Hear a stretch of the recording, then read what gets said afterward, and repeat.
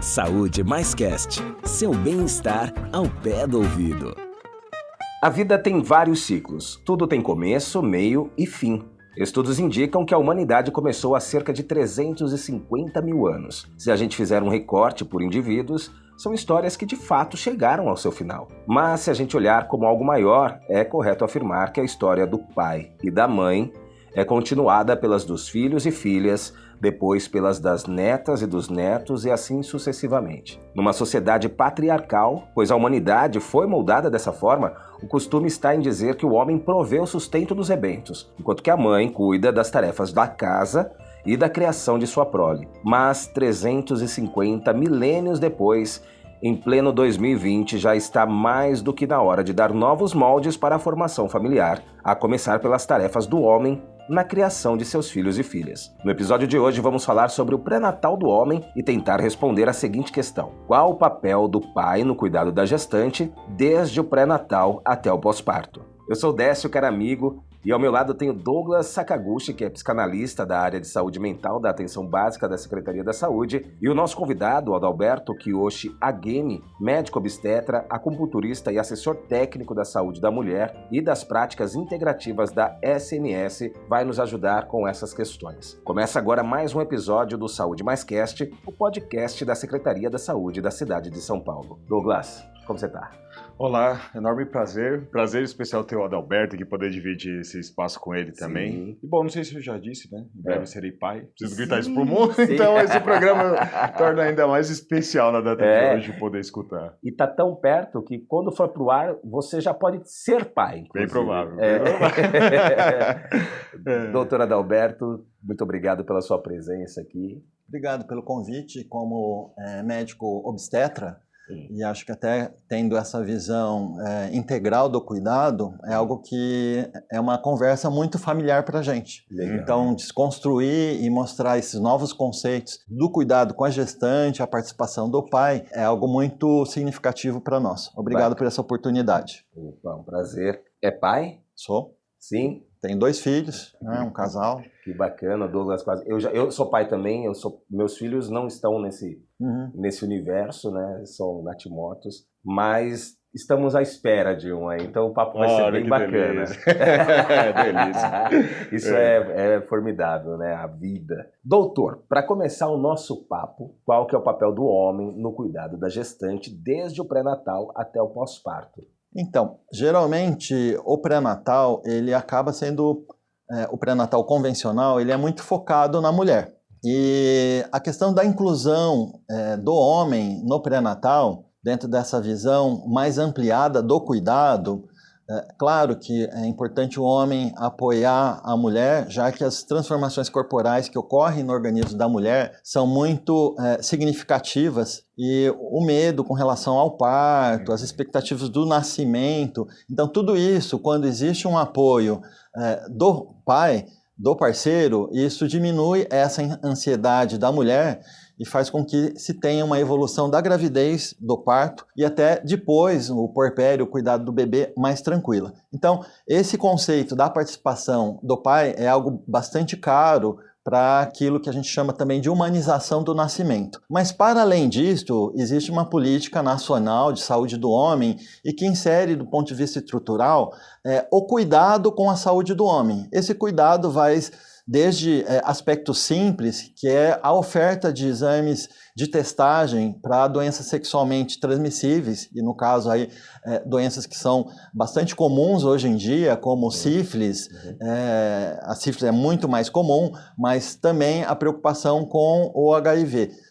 Então, esses são aspectos que a gente gosta de reforçar do pré-natal do homem e outros valores que a gente vai poder conversar posteriormente com relação ao planejamento reprodutivo, o cuidado e o compartilhamento do cuidado do bebê também, de forma conjunta. Então, esses são aspectos que a gente gosta de destacar. Adalberto, deixa eu te perguntar uma coisinha assim que me parece interessante. O que eu estou entendendo é que você está falando assim, ó, está se constituindo um núcleo familiar, né, com a mãe, o parceiro, o companheiro, a companheira e um neném chegando. sim. Né? O que eu entendi que você disse, assim, não dá para perder as singularidades, as individualidades, as necessidades de cada sujeito, mas ao mesmo tempo não dá para negar que tem uma dinâmica e outras funções sendo ocupadas por esses mesmos indivíduos e formando um outro grupo, é mais ou menos por aí, assim? Então, do tipo, como que eu vou compor esse novo grupo que se forma e como que eu vou cuidar e ajudar ele a ser cuidado? Um pouco dessa dinâmica, Sim. assim? E sem esquecer a singularidade, é um pouco por aí. Sim, sim. Entender que tem assim singularidade, mas assim, no cuidado médico, você acaba tendo uma visão muito exclusiva da mulher, da gestante, tá? Então, o homem fica como se fosse assim, fica aí no seu cantinho, não atrapalha, tá? Você é coadjuvante aqui. Você é coadjuvante, tá? Você não é atriz ou o ator principal desse processo. Certo. Então, acho que você colocar esse tipo de parâmetro um pouco mais horizontal do homem também, até já num preparo dessa futura família, acho que ela muda um pouco essa lógica compartimentada. Então, eu acho legal essa abertura desse tipo de diálogo. E é uma visão, tem né? dado resultado? Ou ele só faz os exames ali enquanto ele também está esperando o bebê, ou depois ele leva isso para frente? O senhor tem esse acompanhamento? Então, o componente de saúde, né, isso é outro aspecto que eu acho importante, porque assim, dentro do modelo tradicional, que a gente chama de biomédico, né, é uma visão muito mecanicista do cuidado. Então, é um modelo assim, o médico serve apenas para prescrever remédios, solicitar exames, e aí eu vejo que o profissional de saúde, de um modo geral, ele tem uma função educativa. Ele tem uma função educativa. Claro que existe a escola convencional, mas você ter essa lógica ampliada que no cuidado dos profissionais de saúde tem que ter uma visão educativa. Se nós temos uma sociedade assim patriarcal, que é dominada no homem, então o profissional ele pode, no seu pequeno pedaço, de forma pontual, de forma cronológica, nesse momento que a gestante e o homem está na unidade de saúde, você pode contribuir nesse pequeno pedaço do cuidado, fazendo com que seja uma linha de cuidado um pouco mais horizontal e não apenas exclusiva, né? Então, acho que essa é uma visão, né? É um valor. Sim. E acho que isso faz total diferença, né, Décio, assim, e Adalberto, porque acho que o que ele está dizendo é assim, trazendo o histórico que você fez na abertura, né, e ainda de uma lógica que a gente está constituindo, mas é de fato também começar a provocar para mexer nessas estruturas que estavam tão cristalizadas. Exato. Então, ali no meu microencontro, naquele momento de alguma coisa, eu vou começar a bater nessa estrutura para ver como que ela reage, para ver se daqui a um tempo também a gente consegue dar uma outra dinâmica para esses papéis e para essa coisa tão estruturada, assim, né, tão conservadora, né, Adalberto? Sim. Então, nós estamos no século XXI, né? Então, acho que a gente não tem que trazer valores do século passado. Então, acho que essa é a mudança. A gente plantar, na verdade, a gente está colocando semente, né? Plantar valores diferentes daquilo que tradicionalmente se realizou todos esses anos, né? Todo esse período aí, esses séculos, de tentar constituir novos valores dessa sociedade que começa por essa família, né? Por esse casal. Eu não sei vocês, ou se é uma percepção minha, ou se de fato tem mudado, assim, o homem tem estado mais presente durante o pré-natal, né, durante a gestação. Mas quando eu era criança, para mim a gravidez é algo exclusivo da mulher. Sim. Então as reuniões no chá de bebê, sabe? Chá de revelação não existia ainda, né? Algo mais novo. Mas chá de bebê era mulher que participava e só. O homem levava a mulher, depois buscava, mas não ficava, né, no local. Enxoval, tudo era a mulher que fazia. E hoje eu já vejo, agora eu não sei se é porque eu era criança e percebia um movimento feminino, ou se agora que eu sou adulto e tive a oportunidade, a gente perdeu os nossos, eram gêmeos, e já tinham 6 meses, então tive a oportunidade de viver uma gestação e ver meus amigos vivendo gestações e estar mais inserido nesse mundo adulto aí, vejo mais um movimento masculino um pouco mais presente. Você acha que já estamos mudando ou você acha que é só uma percepção mesmo por conta do meu crescimento, né, faixa etária? Cara, eu acho que isso são processos históricos, aí o Adalberto me ajuda aí e acho que de fato esse debate vem sendo colocado em pauta, né? O que é isso de ser homem, o que é isso de ser mulher, cuidado é de quem? Acho que isso está um debate como um todo e acho que isso vai refletir um pouco na gestação. Acho que temos muito a avançar, muito, mas acho que o que o Adalberto fala também lá no início contempla um tanto, assim, de que sim, não vamos negar que a mulher tem umas alterações e tal, mas de trazer o homem ativo nesse processo. Acho que essa convocação, esse convite dos profissionais de saúde, da mulher também permitir essa participação, de todos estarem envolvidos, acho que isso vai começando a deslocar no processo. É assim que eu vou entendendo, Adalberto. Não sei como é que você vê essa... Sim. Né? Eu vejo que realmente tem mudado, né? Essa geração nova, a gente observa que é uma geração mais aberta. Acho que, enfim, as mídias sociais, acho que de repente facilita esse tipo de comunicação, de diálogo, mas eu tenho observado, eu sou médico obstetra há 30 anos, e a gente tem observado esse tipo de mudança de valores mesmo. Então, esses questionamentos, desde coisas corriqueiras, como chá de bebê, mas outras coisas mais, a gente tem visto a inclusão do homem, e eu acho que isso é algo importante para a mulher também.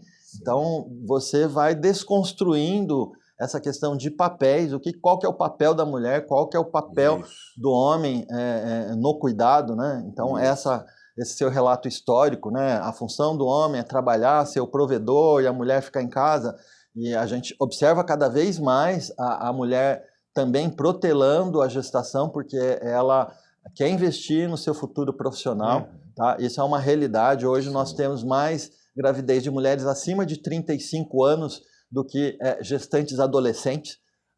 Então, isso mostra o quanto cada vez mais a mulher está se inserindo na sociedade, tem estudado mais, e nesse sentido o homem ele também tem que se encaixado com esses novos valores e essa nova dinâmica social. E isso eu acho que é muito bom. E eu acho que a gente resvala, veja se eu estou errado, na questão do planejamento, né? Quando você faz essa marcação de faixa etária, Adalberto, a gente está falando também das mulheres se planejarem para um momento de construir uma família, as famílias se planejarem, né? Mas quando você destaca, tem relação, você acha, assim, com uma questão do planejamento, também a introjeção disso, assim, para minha vida, qual o momento que eu acho interessante, como que eu vou me organizar, isso também interfere na gestação como tudo e na vivência dela? Com certeza. Assim? Eu sempre digo que, assim, uma gravidez e um parto tranquilo, é claro que ocorre dentro de um contexto de uma gravidez planejada.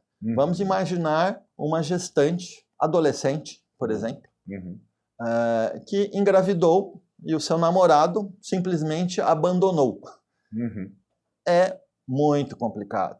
É muito complicado. Mesmo quando você tem uma relação do casal estável, relativamente estável, a gente vê o quanto é delicada a evolução da gravidez, o preparo para o parto. Imagine uma gestante sozinha, adolescente, com questionamentos da família, por que ela engravidou naquele momento.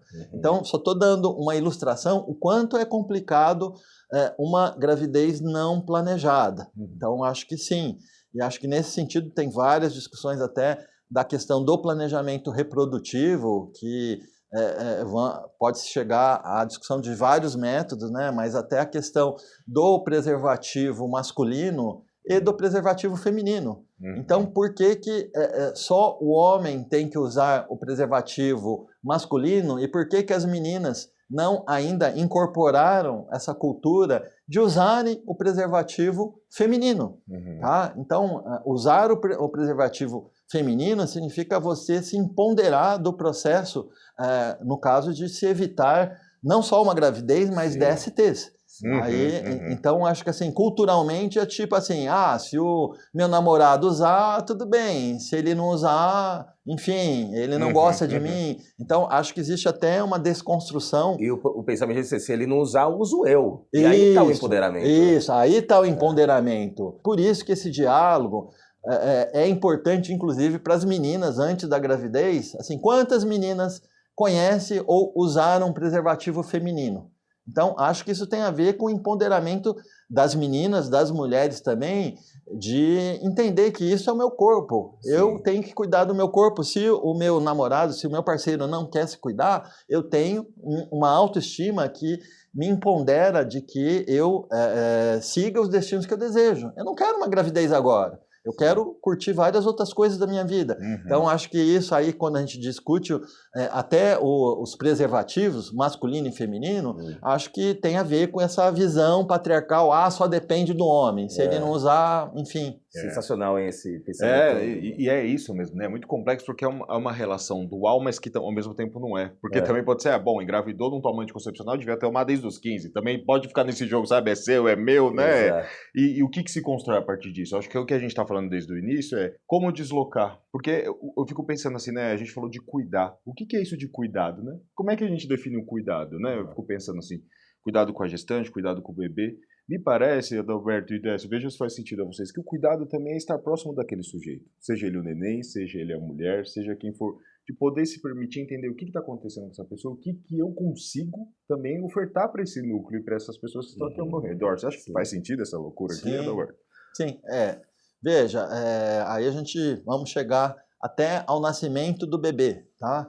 Então, isso aí também é uma desconstrução. Até hoje eu lembro de uma matéria que um grande jornal da mídia fez com um metalúrgico, um jovem metalúrgico que estava participando desse processo de preparo do pré-natal do homem. E no qual ele aparece, foi fotografado segurando uma boneca para aprender como dar banho e como trocar a fralda da boneca. Então, assim, isso só é apenas uma ilustração que você pode desconstruir que cuidar do bebê, dar banho, trocar fralda, não é uma atribuição exclusiva da mulher. Quer dizer, o homem deve ter um papel ativo também no cuidado do recém-nascido, do bebê, dessa criança, de forma bastante proporcional a essa mulher. A gente ia entrar nesse assunto sobre qual o papel do pai e da mãe. O papel é o mesmo, ou não? Sim. A mesma coisa para um é para o outro. Sim.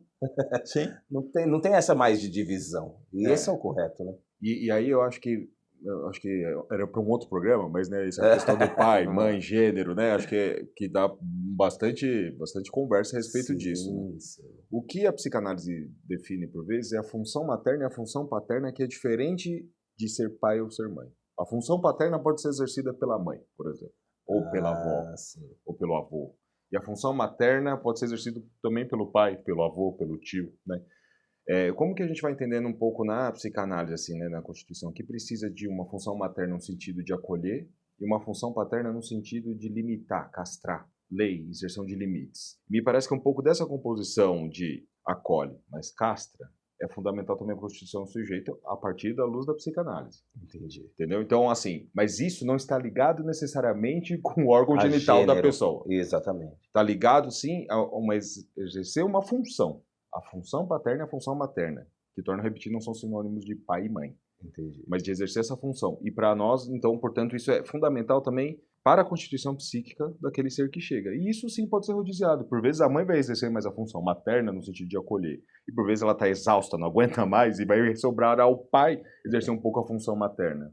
E aí eu acho que é da brincadeira e da dinâmica também que cada casal vai se permitir conseguir estabelecer. Entendi. Porque, não sei, Adalberto, como é que você vê? Assim, às vezes eu tenho a impressão que também esse período envolve muitas fantasias, né? Porque eu sou convocado de outro lugar.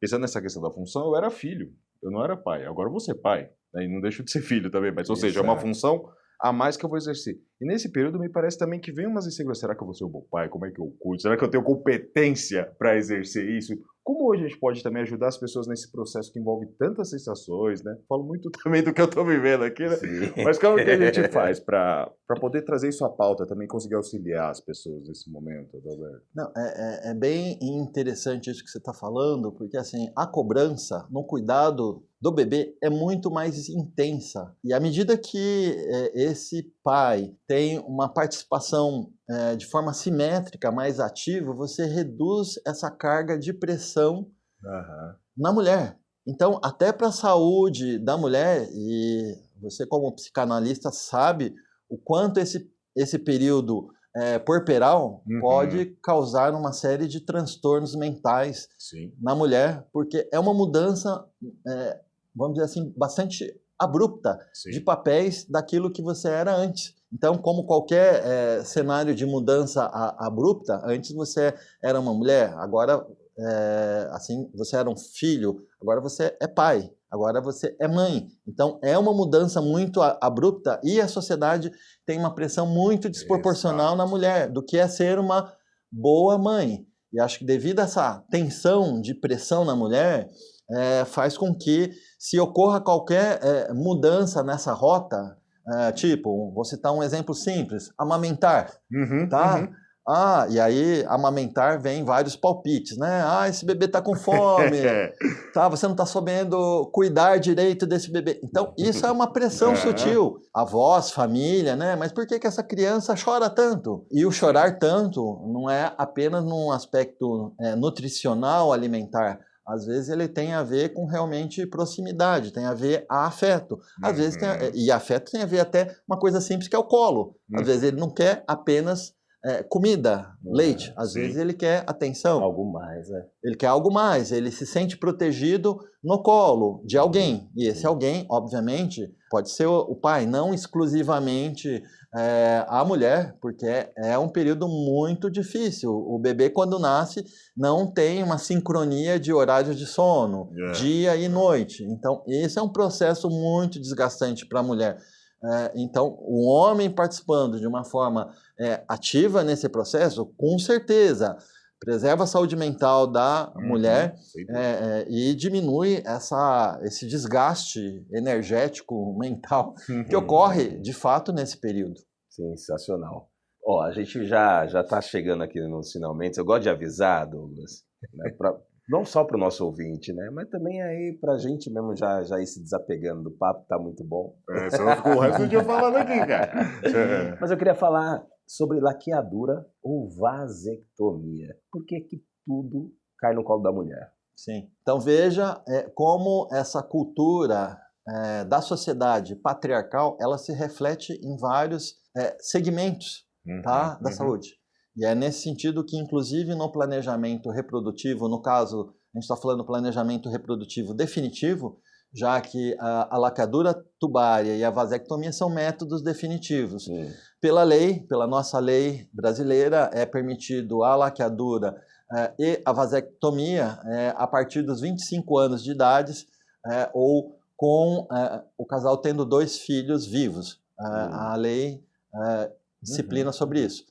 Mas quando a família tem um número de filhos constituídos, né, já tem um número que se acha adequado, esta é uma das opções, apesar que até isso hoje em dia a gente tem mudado muito, ou seja, cada vez mais casais têm reduzido a opção por métodos definitivos, porque cada vez mais os relacionamentos têm ocorrido de forma cedo e às vezes ocorrem separações e às vezes novas constituições familiares. Então, a princípio, a gente considera que cada vez mais os métodos definitivos não seriam desejáveis, já que a gente tem hoje métodos de longa duração, dispositivo intrauterino, implantes, que eles têm uma taxa de falha semelhante à laqueadura, menos de 1%. Isso aí a gente também tem que desconstruir esse conceito da segurança dos métodos. São métodos seguros, mas o que a mulher deseja é que usar o método que ela não fique grávida de forma imprevista. Então, dentro dessa filosofia, hoje nós temos esses 2 métodos que eu citei, vou reforçar novamente. O dispositivo intrauterino de cobre dura 10 anos e a taxa de falha é menos de 1%. Ou seja, ela é semelhante à taxa de falha da laqueadura. Ou seja, por que você vai fazer um procedimento cirúrgico de médio porte? Ou seja, ela precisa internar no hospital, receber uma anestesia, geralmente é uma RAC, tá? Ou anestesia geral, se for por videolaparoscopia, entrar na cavidade abdominal, sendo que você tem outros métodos seguros. Mas ainda assim, caso o casal opte por um procedimento cirúrgico, obviamente seria desejável que o homem faça essa opção por vasectomia, e aí entra uma outra questão de gênero, que assim, muitos homens não fazem a vasectomia porque consideram, isso é um pré-conceito, que vão deixar de ser homem realizando o corte, né, nesse canal, que é o ducto que leva o espermatozoide. Então, isso propicia até uma discussão de gênero. Por que quando se opta por um método definitivo, por que tem que ser a mulher, que é um procedimento de grande porte, precisa internar no hospital, e o homem que pode fazer um procedimento que é uma vasectomia, um procedimento simples, com anestesia local, que ele faz no consultório, a nível ambulatorial, e ele vai embora para casa no mesmo dia. Então são coisas que a gente precisa dar visibilidade até para que a mulher se empodere e a gente coloque do ponto de vista prático essa igualdade de gênero, tem que ser no dia a dia, não pode ser algo só retórico, nas conferências que existem. Sim. Então essa discussão do dia a dia é que realmente a gente faça que tenha essa igualdade de gênero. Perfeito. E eu acho que o Adalberto usou uma palavra, agora, visibilidade, né? Dar visibilidade a isso. E eu fiquei pensando que eu acho que o nosso encontro hoje, Décio, foi muito por aí, assim, a gente dar visibilidade às coisas, questionar algumas coisas que supostamente estão estancadas no nosso contexto social, cultural, e fazer um convite de, olha, será que é tão dado assim? Será que isso é tão verdade assim? Será que não dá para construir uma outra verdade? E é isso, num papo tranquilo, rápido, mas de provocação, no sentido assim, vamos se deslocar um pouquinho, vamos ampliar um pouquinho esse olhar, vamos se mover um pouco dessa coisa que parece que é assim. Não sei se é bem assim.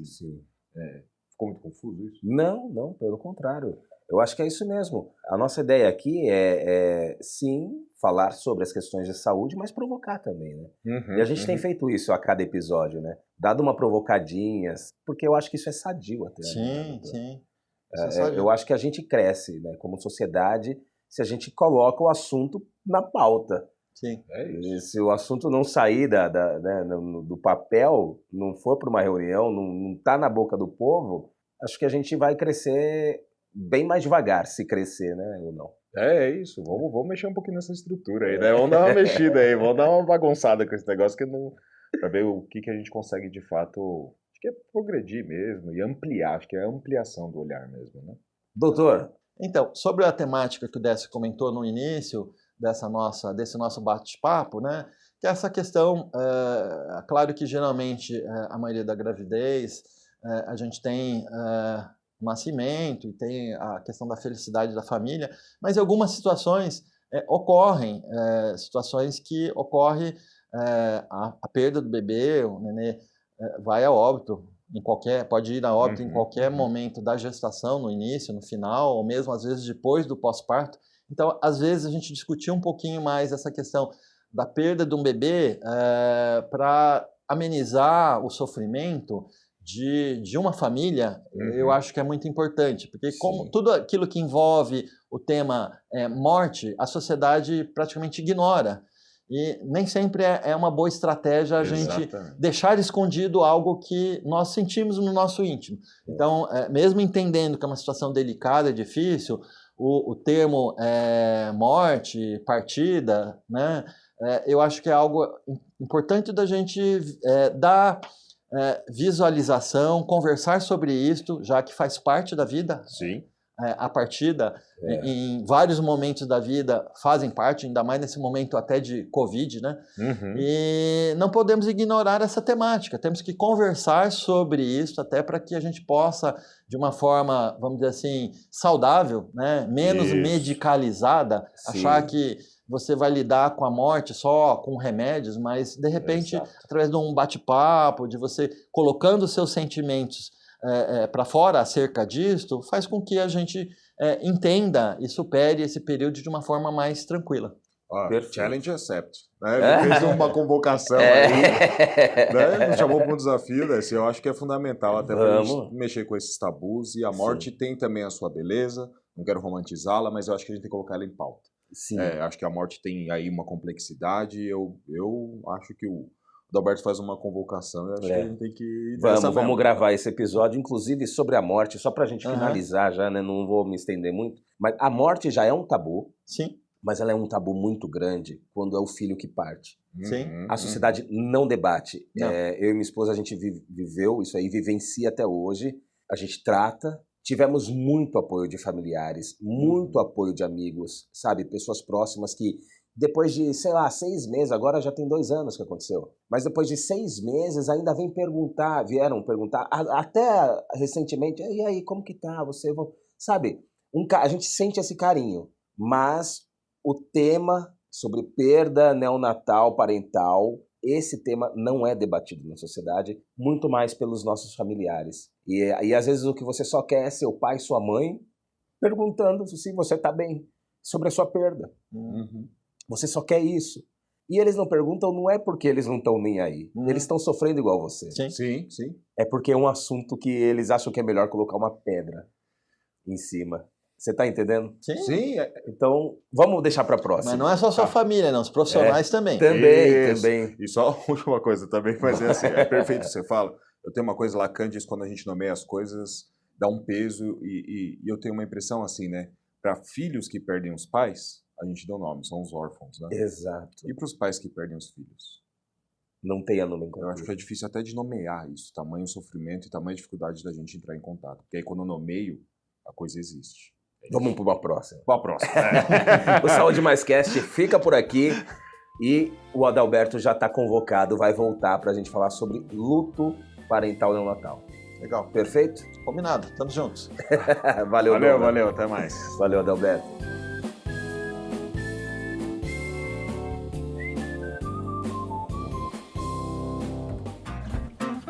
Saúde Mais Cast, seu bem-estar ao pé do ouvido.